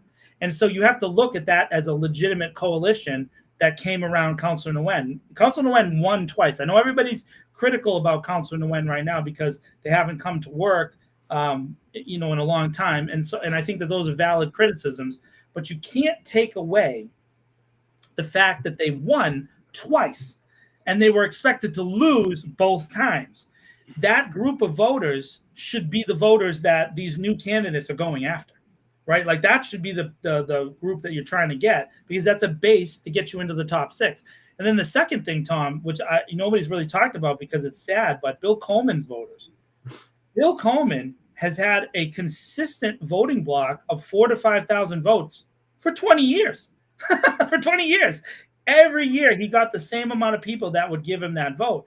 And a lot of people would say, vote for 5 and Bill Coleman. Like, I know voters who talk like that. And so no one's going after Bill's voters. And Bill's voters tended to be older African Americans, right? And middle-class, liberal, white folks that kind of knew Bill. Because Bill was just a known guy around the city. It's a very specific demographic of people. But I think that those are 2 different groups. I don't think that there's really a lot of crossover between Councillor Nguyen's voters and Bill Coleman's voters. So if you think about it, there's 10,000 votes floating out there that if somebody learned how to go after that, you now are not just challenging for an at-large seat, you're challenging for the mayor. right? So there's, that's interesting. And so I find that to be, I find it to be frustrating about the city of Worcester that there's not a more organized approach to that, if that makes sense. Little election preview for you guys. Yeah. I mean, the thing that irritates me is I don't see anybody talking about, people just talk about what they're for. I'm for clean streets. Who's not for clean streets? Yeah, there's never any policy. It's no very, very little. Not how we're going to do anything. Policy doesn't come out of the city council even though it's supposed to. But that's a story for another day. Oh, really? I might do a piece on that, on just how little policy comes out of the city council. Yeah. I did want to, there was one point in my I know we're getting close to the end here already. There was one point in my article that I wrote for you that was like post city council that I wanted to bring up.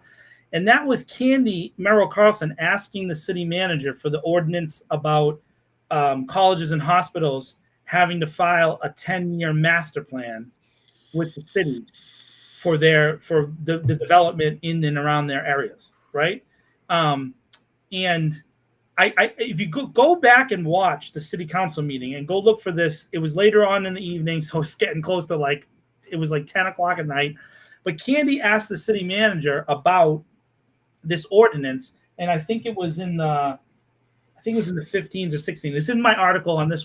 Go to thisweekinworcester.com and read my article. It's right in there. I just forget the number. But the point is that the sitting District 2 councilor had to ask the city manager when the ordinance was going to be done. And the city manager's response wasn't in 2 weeks or a month or a year. It was, you'll see it soon. Yep. This is why our city council is broken. The sitting District 2 councilor can write her own ordinance.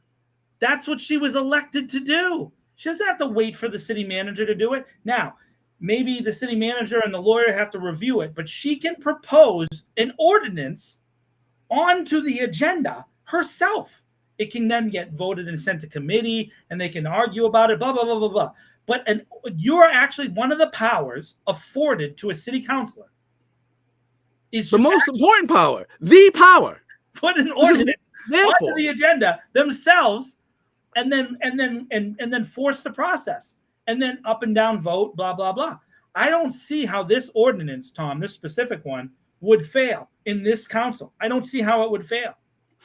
Because it might fail in court, but yeah, because I don't know about the hospital thing, because they're treated the special zones, whatever the state thing.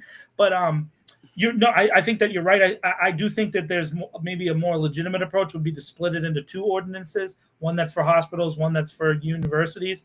I think she was trying to combine it because it's that UMass is a college, UMass is a hospital thing. The problem with that is that hospital colleges are not treated the same by the state in state law. So, again, but you know what a city councilor could do in that area? They could learn that by studying it before they, ask the city manager to do it. Now, here's where it gets into the wonkiness of our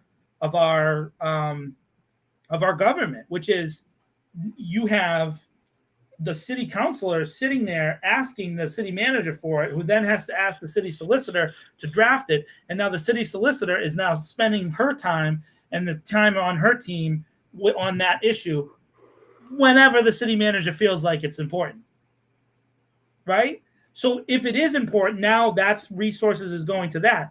And less resources is going to, hey, I don't know, figuring out if maybe we should have settled with Holden if we got into a $30 million battle over sewage. Right? Yeah, it's look, they won't hire their own lawyer, and until they do, they're not serious about doing their job. It's that simple. Mind-boggling. This idea that the city council is the board of directors. No, it's not. No, it's not. You are the source of policy. You are the source of power. It says so right in the city charter. It does. The city manager is supposed to do the things that the city council says do this, right? Now he has discretion within the policy, right? He makes policy choices. He makes implementation choices. He makes enforcement choices, right? As an executive. But in a city manager system, policy is supposed to come from the city council. Yeah. And it doesn't at all, ever.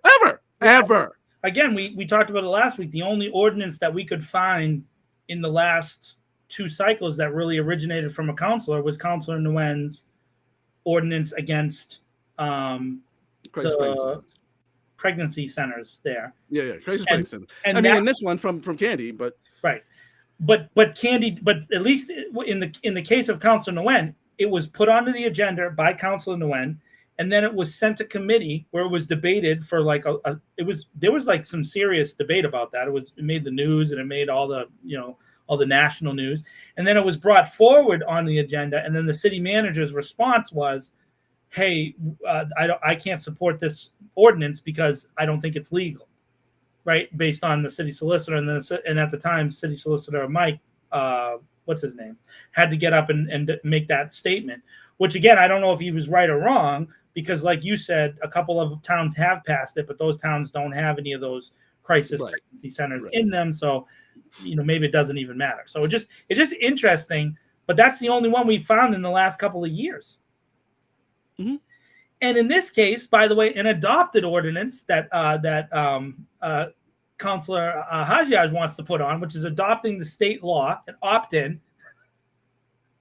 That one's being fought by the public safety chair. So we can't even get an adopted ordinance to come through. This is why. Now, I know, just so you guys know, I am aware that by saying this right now, we have all the city councilors and all our haters over there in the police unions watching this show, that I will run into them at an event of some kind, probably with Manny, and I will see them and they will say, how can you say that we don't write our own ordinances? And I'll be like, well, can you tell me one in the last 4 years other than the 2 that Tom and I mentioned? And they'll be like, well, there was this one in 1998. Yeah. Like, well, that's what we're trying to say. That's what we're trying to say. It's mine. But they got the shot spotter one through. That one sailed through, Tommy. They got the drone money through. That one flew through. Look at this. It wasn't even appropriated for that, but hey. Last thing on our agenda for tonight is Noamesco, which is on Pleasant Street. It's a bar. They applied for a tobacco license because they wanted to offer hookah there too, and said it was critical to their business and whatever. They went to the city and said, what are the things that we can do to help us get this done? And they said, install some ventilation and whatnot, right? And so they invested money to do this. And then they went to the Board of Health, and they had a letter from the mayor, from Vice Chair and Councilor at Large King, and had already spent a bunch of money trying to get themselves in a place where they could get approved for this, and went before the Board of Health, and the Board of Health turned them down. Hey, Worcester, here's the gun, by the way, that the kid had in his waistband, pulled out, shot self in foot. That is what, like, what is this is ridiculous. Now, but real quick, before we even go down that road, Tom, Little Trouble in Paradise? Little Trouble in Paradise? Because immediately, in response to this, the Chamber of Commerce rolls out to its press machine. What's his name here? Who's the guy who wrote it? Michael. I actually thought it was decent. I thought it was a decent piece, really. From the chamber, came on board to smash the city of Worcester. Not just in particular. I thought very, very specific. Go to the stories in the Telegram. By the way, editors of the Telegram, you can't say that Tom and I always dog you, because this is a pretty good article here. But there's a part about halfway through where Mr. Kane goes head on against Michael Hirsch. Head on. And this is, if I've ever seen an absolute takedown from the Chamber of Commerce, it is right here. He says, what is even more troubling is that the city of Worcester's medical director, Dr. Michael P. Hirsch, a resident of Northborough, under the bus, openly stated in another Worcester Telegram and Gazette article that the Worcester Board of Health has become politicized, threatening its mission to safeguard public health.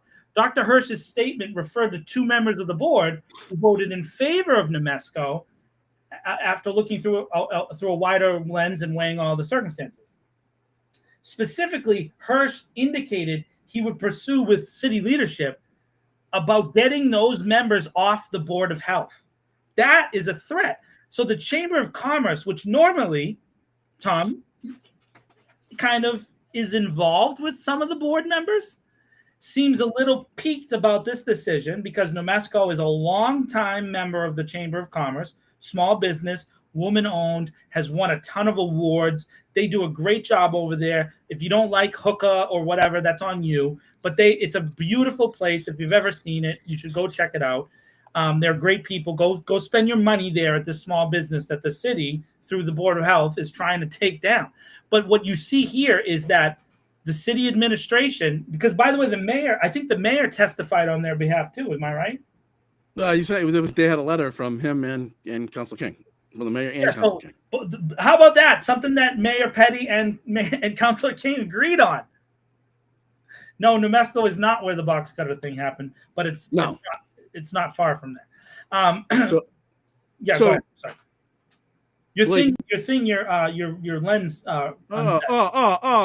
Boo. Yeah, but we need to see Tom in focus. We want all the beauty of Tom Maria. There he is. Weird. So, and the article from Mike Kane says that the city has 15 smoking bar licenses with 13 of them active. So they have an open license that they could have given to these long, business that's been in business for business that's been there and active for a long time. Look, cigarettes are bad. Okay, smoking's bad. You see me with this all the time. This is my alternative to smoking. I smoked cigarettes for a million years and have been on vaping for, I don't know. I was an early adopter. The psychoticness about nicotine itself, addictive, low-level stimulant, otherwise pretty non-harmful. It's all the other crap. Carbon monoxide that you inhale when you smoke cigarettes, for example. That's horrific. You should never inhale any hot carbon monoxide. But you're talking about people that go out on a weekend and they might hit a hookah. The half-life of nicotine is, for most people, around between 48 and 72 hours for most people. So that means after that, you're in full withdrawal. So if you have an addiction, you're living in hell, essentially. That's not what we're talking about here. We're not talking about people hitting the hookah every day. We're talking about using a hookah when out on a weekend here and there. It's the same thing about the anti-vaping craze in our idiotic former governor. And other states following along. When they cite the youth epidemic of vaping, the number they always use is in that survey they do, the number of kids who have tried vaping within the last 30 days. But they also ask them if they've used in the last days, week, month, whatever. Yeah, I think it's the last few days, and then 2 weeks, and then a month. I think they asked them. Yeah. So even the kids in the 2 weeks, certainly the kids in the month, if they said that they've tried vaping within the last month, it means they're not actively using. Kids will experiment with stuff. What you want to focus on is the kids that said, I've been vaping in the last 3 days, because now they're inside that window of half-life. And, those are the kids that are potentially have developed an addiction. And that is a pretty small number compared to the much bigger number. And in the last 2 years, vaping has collapsed amongst youth anyway. Yeah. Because they got rid of the candy flavors. That's the whole thing. That's not what the survey said. The survey said the most when the survey that came out that they used a dopey former governor we're just going to ban it all. It wasn't flavors that was the highest response to why they tried vaping or started vaping. It was they got it from a family member or a friend. Right, which is how most of that stuff happens anyways in life. So, the thing is that the thing that really bothers me about this decision by the Board of Health, now there is an appeal process that they have. So there's a process of appeal. But here's why it's in my opinion, a stupid decision.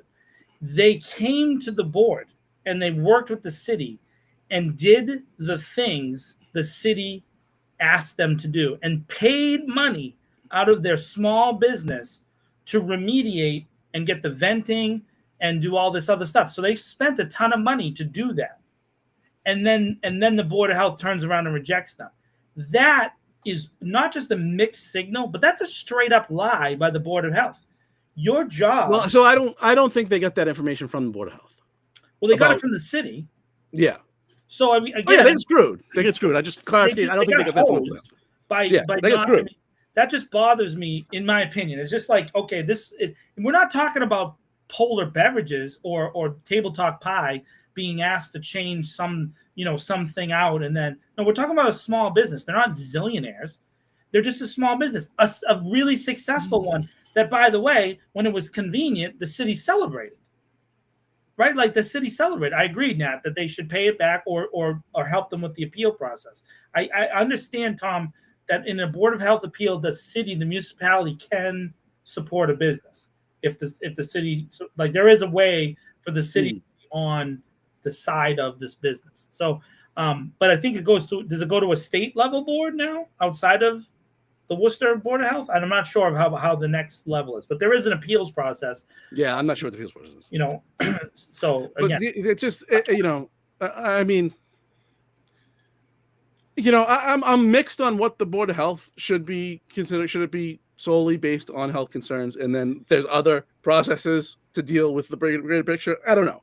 That's a more inside baseball thing.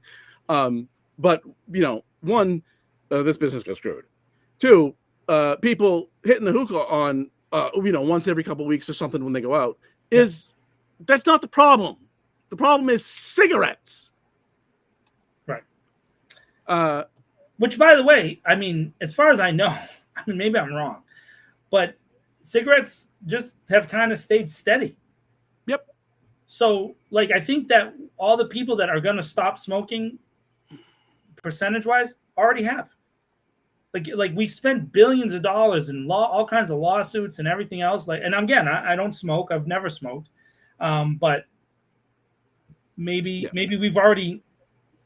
we've fixed that new moral societal vice. We've gotten that done, and maybe we need to move on to something else and stop over-regulating industries that don't seem to be a significant problem, and maybe focus on other places that maybe we do need to. You know what I mean? Maybe there's more. I mean, I'm in an extreme minority on this subject, obviously, but vaping is the greatest. Should have been a great gift to public health. Why? Because you don't have things like carbon monoxide and all this other chemicals and treated tobacco that they treat with more nicotine and all these crazy things that industry does. If you are shopping appropriately for what they call vape juice, it has like 4 ingredients, and that's all it should be in it. But by the way, how did me getting shot come up? I forget how that came up. It's been an ongoing theme today. So these the Truth Initiative and all these people, these very well funded from murky places nonprofits. But the Truth Initiative also got a ton of money from all the settlements that came out of the tobacco industry paying into these massive. By the way, when you look back at those numbers, it shows you how much money the tobacco industry really made. Yeah. Oh yeah. To kill people. And it continues to this day. So it's. But this crazy. I mean, I don't know what to call it besides misinformation. That nicotine is the problem. Well, nicotine is a problem because it's addictive.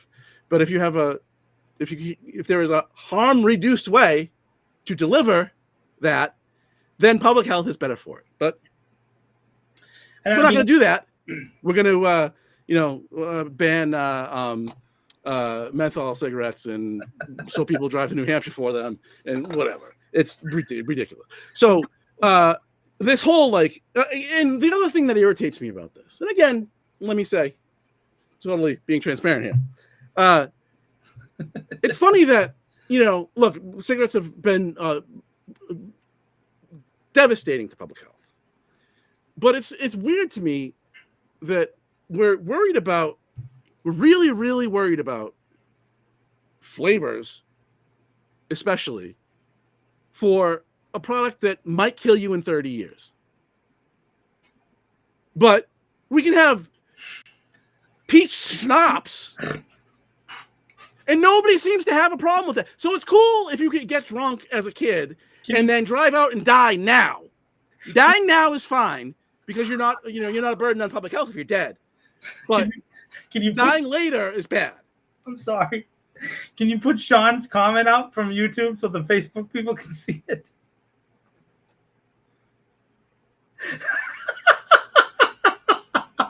I'm sorry. So, when they have peppermint schnapps and, every raspberry vodka and all this stuff, that's not enticing the kids, though. No. Give me a break. Do you not care? So kids can get drunk and go drive and die today. But the industry. Yeah. So I just think that, but again, I mean, the thing in the end is that these policies that they have, they weren't designed to destroy a small business's entire theme. Like, you know what I mean? Well, they exist without this now. They're saying that they need to do something or it's, it's going to be the end. But that's not fair. It just again, they have the resources that the small business has to spend to fight through this process is nonsense compared to, this again.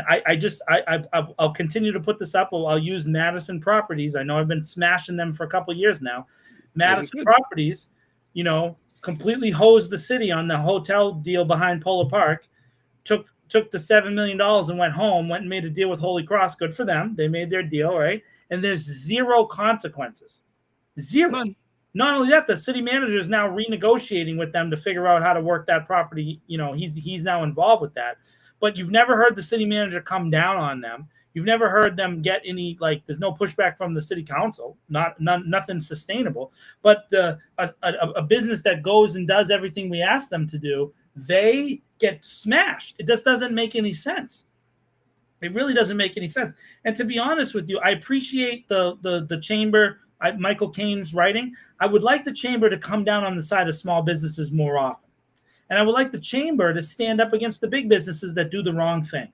Not just WPI when they decide to pull a hotel switcheroo on you.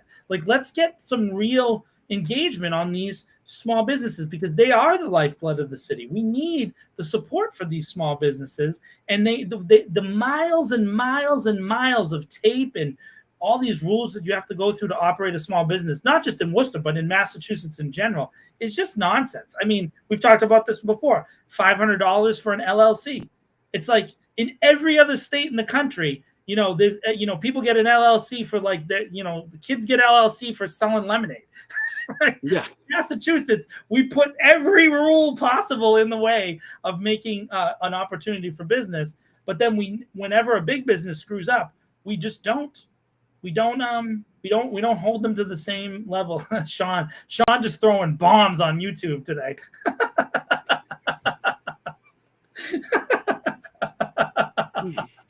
I don't think he's going to put that one on, Sean. I don't think that's going on the screen. No, I'll address this. So, cigar smokers typically aren't smoking cigars every day. Yeah.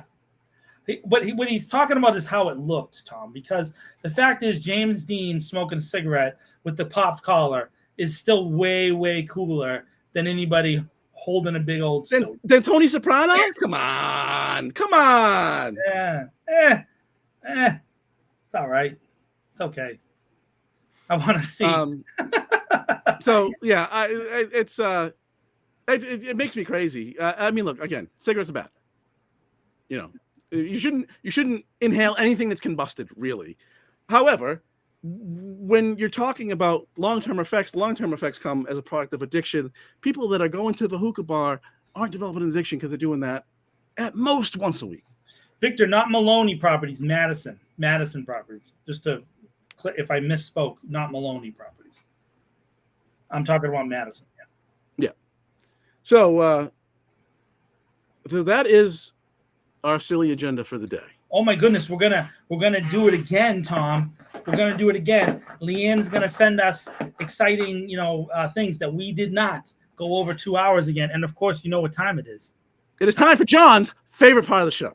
And I'm sorry, ladies and gentlemen, I am sorry for all of you who have to consistently listen to Tom's disinformation each week when he says that this is only my favorite part of the show, because we know all of you know in the chat that the best part of this show, the #1 rated segment in all of Worcester, by far, defeating everybody. I'm just making numbers up because I can, because all the numbers are imaginary. Anyways, the #1 segment of any show in Worcester is Tom's favorite things. What are Tom's favorite things? And eventually there'll be a theme song which is set to the same tune as my favorite things from Sound of Music, and then there'll be like an animation, and there'll be a sponsor at some point that'll give us money for all that.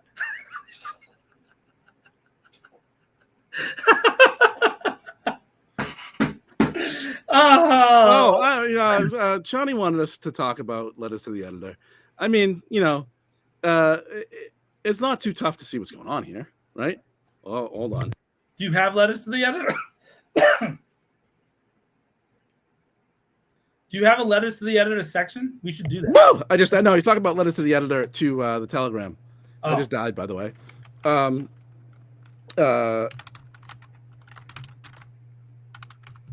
Who wrote the letter to the editor? There was an onslaught of Sasha Mitra stuff. Sasha Mitra? Yeah. Richard Burke, I feel like I know that name. Yeah, I know Richard Burke. He's a townie. He's a Worcester Political Dialogue regular. Mike Angelini is an attorney at one of the law firms. I don't think he's at I think he went somewhere else. I forget which firm he's at, but he's at one of the bigger law firms. So I mean, some of these names are noticeable that were that wrote in to support for Sasha Mitra. Take it as it is. So last week, Tom. So I went to City Hall for the once a month city council that we have during the summer. It's always nice, and I noticed something, and I wanted to use this to feed the question of your favorite things, right? And so what I noticed is that there is some active effort to like clean up some of the statuary and some of the like monuments in and around City Hall, right? There's like some active efforts going on. Like I saw some outside crew. I know that was related to the cleanup, right? And it made me think about all the statues. And of course they were cleaning up Turtle Boy, which of course everybody knows about the boy and the turtle. Greatest love story of all time.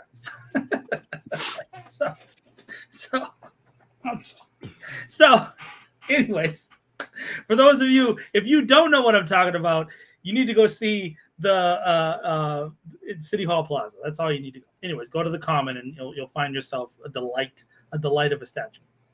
But it made me think of all the monuments all around the city, right? And I thought to myself, I want to find out what is Tom's favorite Worcester monument or public piece of art, because there's a bunch, right? There's a bunch of different ones. I don't know if you have one in particular, but mine is missing. It's missing in action. How is that? So mine's the Dolphin Boy, which used to be on the bottom of Elm Street, on the corner of Elm and the street of the church. It was inside one of the right across from the Worcester Historical Museum. It was inside the in between space of that thing, but I don't know where it went. It's not there right now. I don't know if it's under repairs or anything, but I've walked by there a bunch, and the Dolphin Boy is missing. So I don't know if he's being renovated or something. And that's my favorite. It's always been my favorite. I like that dolphin thing. None there, all racist. Is the Dolphin Boy racist, Dad? Tell me. Let me know if they're all racist. I didn't know. I thought that some of them were pretty cool. I thought the Major Taylor stuff is pretty cool. So I don't know. But anyways, do you have a favorite statue at all? Or it doesn't have to be a statue. It could be a public art installation, because there's a bunch of cool public art installations around the city of Worcester, including these new boxes that they've been painting, the electric boxes all over the city too. I don't know if you've seen that. Find Dolphin Boy. So I did a story last week, I believe, on a home for sale in Worcester, the Nathaniel Jones house on Franklin Street, built in 1725. That's why I did the story, because it's one of the oldest structures in the city. And I mentioned the the Bigelow Monument that's at the behind City Hall for the captain of the Minutemen. So the Nathaniel Jones had the house built and then sold it to Jonathan Gates, and Good. he was a sergeant under Captain Timothy Bigelow with the Minutemen. So that's why I got to mention. So I'm going to go with that because the Minutemen were a pretty cool thing. You know, whatever about, you know, obviously these lands, because it was not yet America, had significant social ills. It only took us, you know, 150, 200 years to even start to deal with. But nonetheless, you know, fighting the Brits was no small feat. I think, you know, I've talked about this before when it comes to the statues. I feel like, you know, the fishing boy at Elm Park. Yeah, the fishing boy at Elm Park is actually a pet work of mine, Sean, where I am working on getting it restarted, right? But there's issues with Elm Park and the water, and there's a bunch of things with the dredging. But I used to love that when it was an active fountain, and it's no longer an active fountain. And so I always thought that was a cool one too. Bancroft Tower is cool. I like the Maiden Mother Crone mural. That's cool. Lynn said that. The Musicians Spring. What's the one on the back of Hanover? With that face? I don't remember. The Eagle thing on West Wilson Street. Yeah, I don't know what that is because I don't know that was always there. Sean, I don't remember. I don't remember that when I was a kid. Find dolphin boy.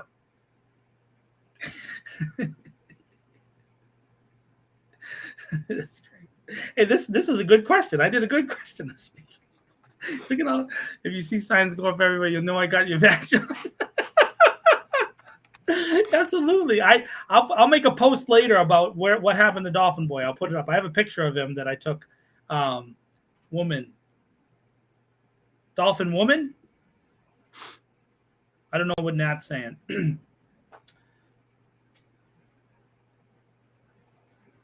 Fishing Boy, Bancroft Tower. There's a bunch of people in here that have gone in the chat, Tom, and given favorite things. But anyways, I think the reason I asked this is because Worcester does have like a thriving kind of arts culture. As you guys know, I work in the film industry, Hollywood, baby, Hollywood. And there's a lot of things. And you know what we don't have that I think would be really cool? And I'm not saying that I'm going to organize this, but maybe there's a thing. We don't have like a walking tour around Worcester to like talk about those things because Nat, you know, some of the used to. We used to. We did used to. On the back of the Hanover, there's a woman. That's what I'm saying. The face. I said face.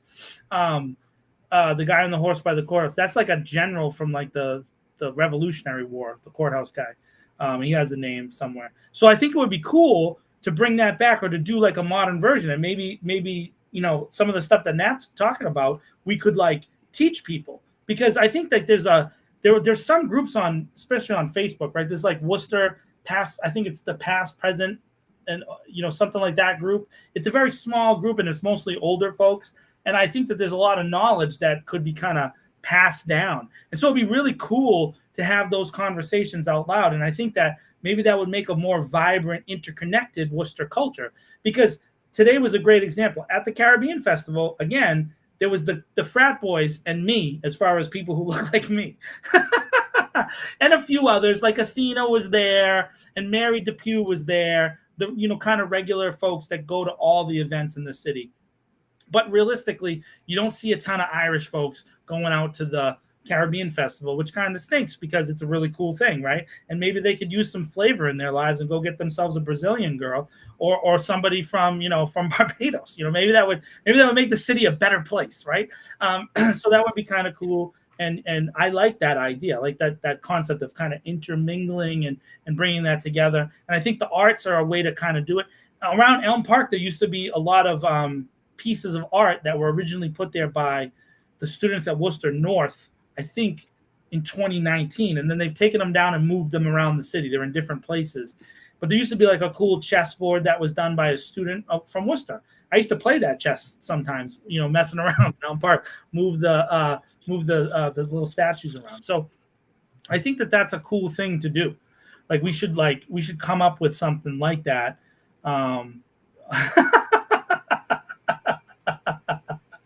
Oh my God. Nothing I ever say on here is ever forgotten. My mama always told me, don't talk on the internet, John, because it's going to be saved forever. So yeah, just something to think about, something to talk about, celebrating Worcester's arts culture. Word. And I just wanted to return to the vaping versus cigarettes thing real quick. This is the ingredients you should have in a vape product. If there's other stuff, don't buy it. If you don't currently smoke cigarettes, don't buy it. You should use vaping to get away from the Satan that is cigarettes. But vape juice should have propylene glycol, vegetable glycerin, nicotine, and that's even optional. You can get it without nicotine, and flavoring, usually food grade flavoring ingredients. And you all know that cigarettes, on the other hand, tobacco, nicotine, tar, carbon monoxide, arsenic, formaldehyde, etc., etc. Only 7,000 chemicals in cigarettes. But not bad. Let's do everything we can to push people back on cigarettes, because I don't know why, because our former governor is a moron. But and then Nat I've seen that one, Nat, actually, because I saw it at the Village.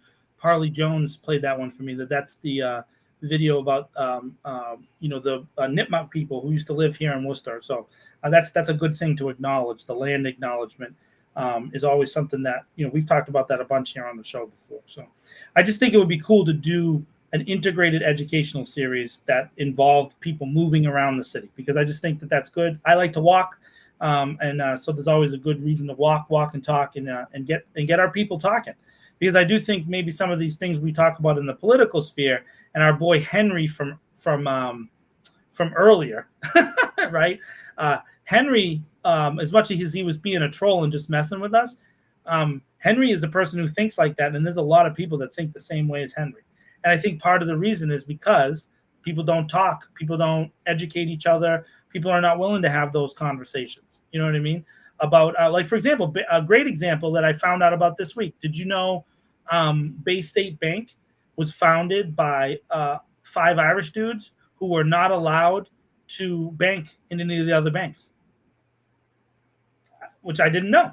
I had no clue until I was told that. So those are things I don't know. I mean, I think it's a good thing for us to talk about. Henry got booted. Yeah, I mean, I can handle detractors, but say something with, pretend at least you have an IQ of a 10. It's too bad too, because maybe we would have got to 300. We're at like 250 comments tonight. Maybe we would have got to 300 if Henry had stayed and gone to war with Ash. Yeah, I mean, I don't need war in the chat, and I'll, if somebody wants to go back and forth in the chat, that's fine. I'm pro. Say something. We need them views and clicks, bro. I got to get you paid. Say something of substance besides. Troll away. Where's Freddie? Did Freddie leave? Did Freddie go to bed? Future mayor. Oh man, we're past our bedtimes, Tom. We're gonna get in trouble. Oh yeah, we are getting in trouble. Yeah. All right, we will try to screw it up less next week. We do this every Sunday at 8:30. You can also get the audio version of this on Spotify, Apple Music, and a whole bunch of other places. That's a great comment to go out on. That's on Facebook forever. That's a great comment to go out on. Until next week, I hope you join us all then. Have a great week. This week of us out.